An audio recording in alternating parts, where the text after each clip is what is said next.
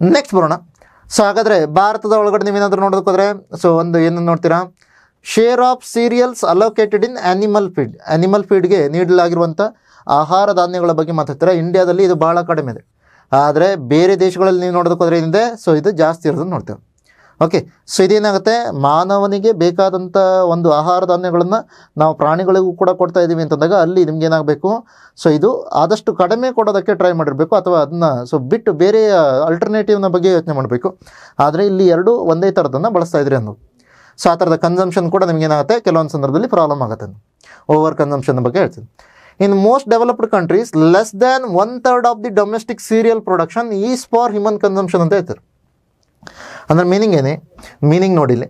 So for example 100 ಟನ್ನನ್ನು ನೀವು so ಏನು ಮಾಡ್ತೀರಾ, ಬೆಳಿತೀರಾ. ಆದರೆ ಈ 100 ಟನ್ನಲ್ಲಿ ಏನು 33 ಟನ್ಗಿಂತ ಕಡಿಮೆ, ಸೊ 33 ಟನ್ಗಿಂತ ಕಡಿಮೆ ಇದೇನು ಮಾನವರಿಗಾಗಿ ಬೆಳೀತಾ ಇರೋದು ನೀವು. ಸೊ ಉಳಿದದ್ದನ್ನು ಏನು ಮಾಡ್ತಿದ್ದೀರಾ, ಸೊ ನೀವು ಪ್ರಾಣಿಗಳಿಗಾಗಿ ಬೆಳೀತಾ ಇದ್ದೀರ. ಸೊ ಆ ಥರದನ್ನ ಮೋಸ್ಟ್ ಡೆವಲಪ್ಡ್ ಕಂಟ್ರೀಸಲ್ಲಿ ನೀವು ನೋಡ್ತೀರಾ. ಸೊ ಆ ಥರದ್ದು ಒಂದು ಪ್ರಾಬ್ಲಮನ್ನು ನೋಡ್ತೀರಾ ಅಂತ ತಿಳ್ಕೊಂಡು. ಸೊ ಅದರಲ್ಲಿ ನೀವೇನಾದರೂ ಭಾರತವನ್ನು ನೋಡ್ತೀರಾ ಅಂದರೆ ಭಾರತ ಇಲ್ಲೇ ಇದೆ. ಸೊ ಇಲ್ಲೇನಿದೆ, ಬಹಳ ಕಡಿಮೆ ಇರೋದನ್ನು ನೋಡ್ತೀರ. ಓಕೆ, ಶೇರನ್ನು ನೀವು ನೋಡೋದಕ್ಕೋದ್ರೆ ಅದು ಬಹಳ ಕಡಿಮೆ ಇರೋದನ್ನು ನೋಡ್ತೀರ. ನೆಕ್ಸ್ಟ್ ಬರೋಣ.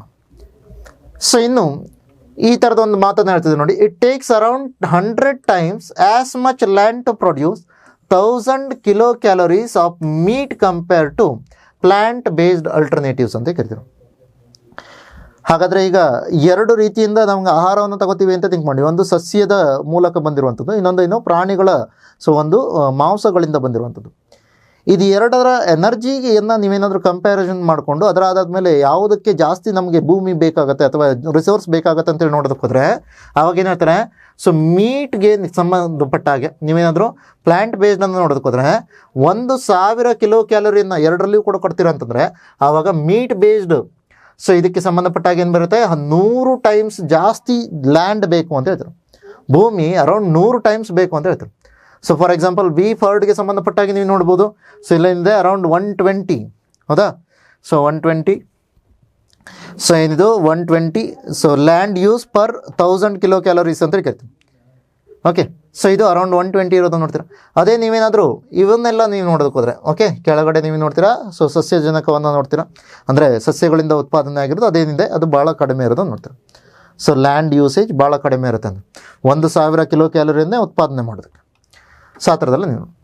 ನೆಕ್ಸ್ಟ್ ಸಸ್ಟೈನೇಬಲ್ ಹೌಸಿಂಗ್ಗೆ ಸಂಬಂಧಪಟ್ಟಾಗಿ ನೀವು ನೋಡೋದಕ್ಕೆ ಹೋದರೆ ಇಲ್ಲಿಯೂ ಕೂಡ ನಿಮ್ಗೆ ಏನಾಗುತ್ತೆ, ಸೆಂಟ್ರಲ್ ಕೋರ್ಟ್ ಯಾರ್ಡ್ಸ್ ವಿತ್ ಇದನ್ನು ನಾವು ಹಳೆಯ ಸೊ ಟ್ರೆಡಿಷನಲ್ ಇಂಡಿಯನ್ ಲಿವಿಂಗ್ ಸ್ಪೇಸಸ್ನ ಹೇಳ್ತಿದ್ದೀನಿ. ಅದರೊಳಗಡೆ ಏನಿತ್ತು, ಸೆಂಟ್ರಲ್ ಕೋರ್ಟ್ ಯಾರ್ಡ್ಗಳು ಇರ್ತಿತ್ತು, ಅದ್ರ ಜೊತೆಲಿ ವೆಲ್ ವೆಂಟಿಲೇಟೆಡ್ ಸ್ಪೇಸಸ್ ಇರ್ತದೆ. ಅದು ನಿಮ್ಗೆ ಗಾಳಿ ಆಡೋದಕ್ಕೆ ಎಲ್ಲ ಕಡೆಯಿಂದ ಜಾಗ ಇರ್ತಾಯಿತ್ತು. ಇನ್ನು avenues for natural lighting and cooling, natural ಆಗಿ ನೈಸರ್ಗಿಕವಾಗಿ ನಿಮಗೆ ಲೈಟ್ ಅಂದರೆ ಸೂರ್ಯನ ಬೆಳಕು ಬರೋದಕ್ಕೂ ಕೂಡ ಜಾಗ ಇರ್ತಾಯಿತ್ತು. ಸೊ ಅದ್ರ ಜೊತೆಲಿ ಕೂಲಿಂಗ್ ಕೂಡ.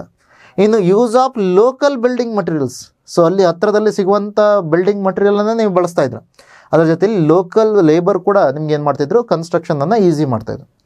ಆದರೆ ಈಗಿನ ಸದ್ಯದ ಪರಿಸ್ಥಿತಿಯಲ್ಲಿ ನಾವೇನು ಮಾಡ್ತಾ ಇದ್ದೀವಿ ಅಂತ ಕೇಳಿದಾಗ, ಸೊ ಇಲ್ಲಿ ನಾವು ಆ ಥರದನ್ನು ಮಾಡ್ತಾ ಇಲ್ಲ. ನಮ್ಮಲ್ಲಿ ಏನಿದೆ, ಫಾರ್ ಎಕ್ಸಾಂಪಲ್ ಈಗ ನಮಗೆ ಸರಿಯಾಗಿ ವೆಂಟಿಲೇಷನ್ ಇಲ್ಲದೆ ಇರೋದನ್ನು ನೋಡ್ತೀವಿ. ಸೊ ಅವಾಗ ಏನು ಮಾಡಬೇಕಾಗತ್ತೆ, ನಾವು ಏರ್ ಕಂಡೀಷ್ನರನ್ನು ಯೂಸ್ ಮಾಡಬೇಕಾಗತ್ತೆ, AC ಯನ್ನು ಯೂಸ್ ಮಾಡಬೇಕಾಗ್ತದ. ಸೊ ಅದೇ ರೀತಿಯಲ್ಲಿ ನ್ಯಾಚುರಲ್ ಲೈಟಿಂಗ್ ಮತ್ತು ಕೂಲಿಂಗ್ ಇಲ್ಲ, ಅದಕ್ಕಾಗಿ ಏನು ಮಾಡಬೇಕಾಗತ್ತೆ, ಇಡೀ ದಿನ ನೀವು ಲೈಟ್ ಹಾಕಿಡ್ಬೇಕಾಗತ್ತೆ ಮನೆ ಒಳಗಡೆ. ಆರ್ಟಿಫಿಷಿಯಲ್ ಲೈಟಿಂಗನ್ನು ಯೂಸ್ ಮಾಡಬೇಕು. ಲೋಕಲ್ ಬಿಲ್ಡಿಂಗ್ ಮಟೀರಿಯಲನ್ನು ಯೂಸ್ ಮಾಡಲ್ಲ, ಅದ್ರ ಬದಲಾಗಿ ಏನು ಮಾಡ್ತೀರಾ, ಎಲ್ಲೋ ಇದ್ದಂಥ ಮೈನಿಂಗ್ ಮಾಡಿ ಬಂದಿರುವಂಥ ಮಾರ್ಬಲನ್ನೇ ಬಳಸಬೇಕು ಅಂತ ಥಿಂಕ್ ಮಾಡ್ತೀರಾ. ಫಾರ್ ಎಕ್ಸಾಂಪಲ್ ಇಟಾಲಿಯನ್ ಮಾರ್ಬಲನ್ನೇ ತರಿಸ್ತೀವಿ ಅಂತ ಹೇಳ್ತಾರೆ. ಸೊ ಆ ಥರದ್ದು ಕೂಡ ಒಂದು ರೀತಿಯ ಪ್ರಾಬ್ಲಮ್ ಇರ್ತದೆ. ಇನ್ನು ಲೋಕಲ್ ಲೇಬರ್ ಕೂಡ ನಿಮಗೇನಾಗುತ್ತೆ, ಸೊ ಭಾಳ ಪ್ರಾಬ್ಲಮ್ಯಾಟಿಕ್ ಆಗಿ ಕಾಣುತ್ತೆ. ಅಂದರೆ ಬೇರೆ ಕಡೆಯಿಂದ ಲೇಬರನ್ನು ನೀವು ಕರೆಸೋದ್ರಿಂದಾಗಿ ಎಲ್ಲೋ ಒಂದು ಕಡೆ ಸ್ಕಿಲ್ ಲೆವೆಲಲ್ಲಿ ಕೂಡ ಗ್ಯಾಪ್ ಇರೋದನ್ನು ನೋಡ್ತೀವಿ. ಇನ್ನೊಂದು, ಯಾವ ರೀತಿಯಲ್ಲಿ ಈ ಥರದ ಈ ಥರದ ಒಂದು ಮನೆಗಳಿದ್ದರೆ ಅದು ಯಾವ ರೀತಿಯಲ್ಲಿ ನಮ್ಗೆ ಹೆಲ್ಪ್ ಆಗ್ತಿತ್ತು, ಅಥವಾ ನಮ್ಮ ಫ್ಯಾಮಿಲಿ ಟ್ರೀನ ಇದರ ಮೇಲೂ ಕೂಡ ಹೇಳ್ತಾರೆ. ನಾರ್ಮಲ್ ಆಗಿ ಈ ಥರ ಕಟ್ಟಿರುವಂಥ ಮನೆಗಳು ಇದೇನಾಗ್ತಿತ್ತು, ಮಲ್ಟಿ ಜನರೇಷನಲ್ ಹೌಸ್ ಔಟ್ಸ್ ಅಂತ ಕರಿತಿದ್ರು. ಒಂದು ತಲೆಮಾರಿಗಷ್ಟೇ ಅಲ್ಲ, ಇದು ಭಾಳಷ್ಟು ತಲೆಮಾರಿಗಾಗಿ ನೀವು ಒಂದೇ ಸಲ ಮನೆಯನ್ನು ಕಟ್ತಾಯಿದ್ರ ಅಂತ. ಸೊ ಅದು ನಾವು ನೋಡ್ತೀವಿ. ಸೊ ಇಲ್ಲಿ ನೀವೇನಂತಿದೆ, ಈಗಿನ ಸದ್ಯದ ಪರಿಸ್ಥಿತಿಯಲ್ಲಿ ನಮಗೇನು ಕಾಣುತ್ತೆ, ಸೊ ಈಗ ನಮಗೆ ಸೊ ಈ ಒಂದು ಅವಿಭಕ್ತ ಕುಟುಂಬಗಳು ಕಾಣ್ತಾ ಇಲ್ಲ. ಅವಿಭಕ್ತ ಕುಟುಂಬಗಳಿದ್ದರೆ ಜನರೇಷನ್ಗೂ ಕೂಡ ನಿಮ್ಗೆ ಕಾಣುತ್ತೆ. ಸೊ ಇದನ್ನು ಭಾಳ ಜಾಸ್ತಿ ಜನರೇಷನ್ಗೂ ಕೂಡ, ತಲೆಮಾರುಗಳಿಗೂ ಕೂಡ ನೀವು ನೋಡ್ಬೋದು. ಅದರಲ್ಲಿ ಏನಾಗಿದೆ, ನಮಗೆ ವಿಭಕ್ತ ಕುಟುಂಬಗಳಿರೋದ್ರಿಂದಾಗಿ ಸಪ್ರೇಟಾಗಿ ಒಂದೊಂದು ತಲೆಮಾರಲ್ಲಿ ನಿಮ್ಗೆ ಏನಾಗುತ್ತೆ, ಏನಿಲ್ಲ ಅಂದ್ರೂ ಮಕ್ಕಳು ಒಂದು 5 ಜನ ಇದ್ದಾರೆ ಅಂತಂದರೆ 5 ಮನೆಗಳು ಕ್ರಿಯೇಟ್ ಆಗುತ್ತೆ. ಸೊ ಆ ಥರದ ಪ್ರಾಬ್ಲಮನ್ನು ನೋಡ್ತೀವಿ. ಸೊ ಇನ್ನು UN ಪಾಪ್ಯುಲೇಷನ್ ಫಂಡ್ನ ಇದನ್ನ ರೆಕಗ್ನಿಷನ್ನ ಪ್ರಕಾರ ಈ ಥರದೊಂದು ನೋಡ್ತೀರಾ, importance of elderly people living in multi generational house hold.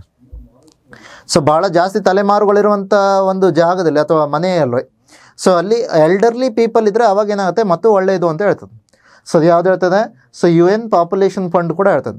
So ಇದರಿಂದ ಭಾಳಷ್ಟು ಮೋರಲ್ ವ್ಯಾಲ್ಯೂಗಳು ಕೂಡ ಬೆಳೆಯುತ್ತೆ ಅಂತೀವಿ. ಸೊ ಆ ಕಾರಣಕ್ಕಾಗಿ ಇದೆಲ್ಲ ಸ್ವಲ್ಪ ಇಂಪಾರ್ಟೆಂಟ್. ನೆಕ್ಸ್ಟ್ ಬರೋಣ. ಹಾಗಾದರೆ ಇಂಡಿಯನ್ ಅಪ್ರೋಚ್ ಏನಿರಲಿದೆ ಕ್ಲೈಮೇಟ್ ಚೇಂಜಿಗೆ ಸಂಬಂಧಪಟ್ಟಾಗಿ ಅದನ್ನ ಟ್ಯಾಕಲ್ ಮಾಡೋದಕ್ಕೆ ಯಾವ ಥರ ಇರುತ್ತೆ? ಒಂದು, steering people towards making pro planet choices. ಜನರಿಗೆ ಪ್ರೋ ಪ್ಲಾನೆಟ್ ಚಾಯ್ಸನ್ನು ಮಾಡ್ಕೊಳ್ಳೋದಕ್ಕೆ ಅವಕಾಶವನ್ನು ಕೊಡೋದು ಅಥವಾ ಅದನ್ನ ಮಾಡೋದಕ್ಕೆ ಅವ್ರಿಗೇನು ಮಾಡೋದು, ಪ್ರೋತ್ಸಾಹವನ್ನು ಕೊಡೋದು. ಇನ್ನೊಂದು, collective power of small individual actions.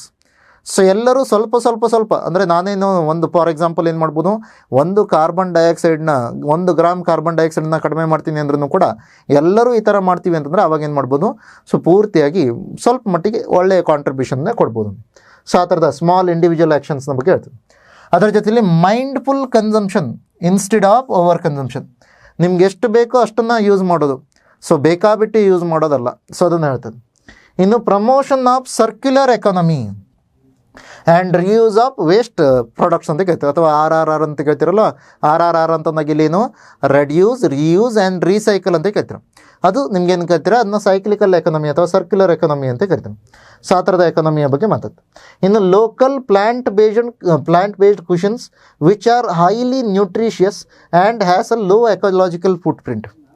So ನಿಮ್ಮ ಪ್ರದೇಶದಲ್ಲಿ ಬೆಳೆಯಬಹುದಾದಂತಹ ಸಸ್ಯ ಆಹಾರಗಳನ್ನು ಬಳಸೋದ್ರಿಂದಾಗಿ ಅದೇನಾಗುತ್ತೆ, ಸೊ ಈ ಒಂದು ಪರ್ಟಿಕ್ಯುಲರ್ ಅಂತ ನಮ್ಮ ಪ್ಲ್ಯಾನೆಟ್ನ ಮೇಲೆ ಅಥವಾ ಸೊ ನಮ್ಮ ಈ ಒಂದು ಗ್ರಹದ ಮೇಲೆ ಅತಿ ಕಡಿಮೆ ದುಷ್ಪರಿಣಾಮವನ್ನು ಬೀರುತ್ತೆ ಅಂತ ಹೇಳ್ತಿದ್ವಿ. ಸೊ ಈ ರೀತಿಯಲ್ಲಿ ಭಾರತದ ಒಂದು ಅಪ್ರೋಚ್ ಇರುತ್ತೆ ಕ್ಲೈಮೇಟ್ ಚೇಂಜ್ಗೆ ಸಂಬಂಧಪಟ್ಟ ಹಾಗೆ ಅಂತ ಹೇಳ್ತದೆ. ಇನ್ನು ಮಿಷನ್ ಲೈಫ್ ಅನ್ನೋದನ್ನು ಕೂಡ ಒಂದೊಂದು ನಾವು ಇಲ್ಲಿ ಹೇಳಿದ್ದೀವಿ. ಮಿಷನ್ ಲೈಫ್ ಅಂತಂದಾಗೇನು, ಲೈಫ್ ಸ್ಟೈಲ್ ಫಾರ್ ಎನ್ವಿರಾನ್ಮೆಂಟ್ ಅಂತ ಕರಿತೀವಿ. ಅದರಲ್ಲಿ ಏನೇನಿದೆ, ವೇಸ್ಟೇಜನ್ನು ಕಡಿಮೆ ಮಾಡೋದು, reduce waste, adopt healthy lifestyles, adopt sustainable food systems, say no to single use plastic, save water, save energy. So ಈ ಥರದ್ದೆಲ್ಲ ಮಾಡೋದ್ರ ಮೂಲಕ ನಾವೇನು ಮಾಡ್ಬೋದು, ಲೈಫ್ ಸ್ಟೈಲಲ್ಲೇ ಬದಲಾವಣೆ ಮಾಡಿಕೊಂಡು ಅದರ ಮೂಲಕ ಎನ್ವಿರಾನ್ಮೆಂಟನ್ನು ಉಳಿಸ್ಬೋದು. ಲೈಫ್ ಸ್ಟೈಲ್ ಫಾರ್ ಎನ್ವಿರಾನ್ಮೆಂಟ್ ಅಂತ ಕರಿತೀವಿ, ಅಥವಾ ಮಿಷನ್ ಲೈಫ್ ಅನ್ನುವಂಥ ಹೆಸರಿನಿಂದ ಕರಿತೀವಿ. ಸೊ ಇವಿಷ್ಟು ಭಾರತೀಯ ಅರ್ಥವ್ಯವಸ್ಥೆಗೆ ಸಂಬಂಧಪಟ್ಟಾಗೆ ಅಥವಾ ಭಾರತದ ಎಕನಾಮಿಕ್ ಸರ್ವೆಗೆ ಸಂಬಂಧಪಟ್ಟಾಗೆ, ಇಂಡಿಯನ್ ಎಕನಾಮಿಕ್ ಸರ್ವೆ ಇದಿಷ್ಟನ್ನು ನಾವು ನೋಡ್ತೀವಿ. ಅಗೇನ್ ಸ್ವಲ್ಪ ಸ್ಪೀಡ್ ಅಂತ ಅನಿಸ್ಬೋದು, ಆದರೆ ನಾವೇನು ಮಾಡಿದ್ದೀವಿ, ಇಲ್ಲಿ ಅರೌಂಡ್ 400 ಪೇಜಸ್ನ ಒಂದು ಡಾಕ್ಯುಮೆಂಟನ್ನು ಸೊ 1-1.5 ಗಂಟೆಯ ಒಳಗಡೆ ಕವರ್ ಮಾಡೋದಕ್ಕೆ ಟ್ರೈ ಮಾಡಿದ್ದೀವಿ. ಆ ಕಾರಣಕ್ಕಾಗಿ ಸ್ಪೀಡ್ ಜಾಸ್ತಿ ಆಗಿದೆ. ನಿಮಗೇನಾದರೂ ಅರ್ಥ ಆಗಿಲ್ಲ ಅಂತಂದರೆ, ಯಾವುದಾದ್ರೂ ವಿಷಯಗಳು ಅರ್ಥ ಆಗಿಲ್ಲ ಅಂದರೆ ದಯವಿಟ್ಟು ರಿವೈಂಡ್ ಮಾಡ್ಕೊಂಡು ಮತ್ತೊಂದು ಸಲ ನೋಡಿ. ಓಕೆ, ಸೊ ಅದೇನಾದರೂ ಕ್ಲಿಯರ್ ಆಗಿಲ್ಲ ಅಂತಂದರೆ ಮತ್ತೆ ನಿಮಗೇನಿದೆ, ಸೊ PDF ಅಂತೂ ಅವೈಲೇಬಲ್ ಇರುತ್ತೆ, ಅದನ್ನು ಯೂಸ್ ಮಾಡ್ಬೋದು. ಓಕೆ, ಸೊ ಯಾವುದೇ ಸಂದರ್ಭದಲ್ಲಿ ನಿಮಗೇನಾದರೂ ಡೌಟ್ಸ್ಗಳು ಬಂದರೆ ನೀವು ಏನು ಮಾಡ್ಬೋದು, ಕಾಂಟ್ಯಾಕ್ಟ್ ಮಾಡ್ಬೋದು. ಧನ್ಯವಾದಗಳು ಜಾಯ್ನ್ ಆಗಿದ್ದಕ್ಕೆ. ಮತ್ತೆ ಸಿಗೋಣ ನೆಕ್ಸ್ಟ್ ವಿಡಿಯೋದಲ್ಲಿ. ಅಲ್ಲಿ ತನಕ ಎಲ್ಲರೂ ಕೂಡ ಆರಾಮಾಗಿರಿ. Take care.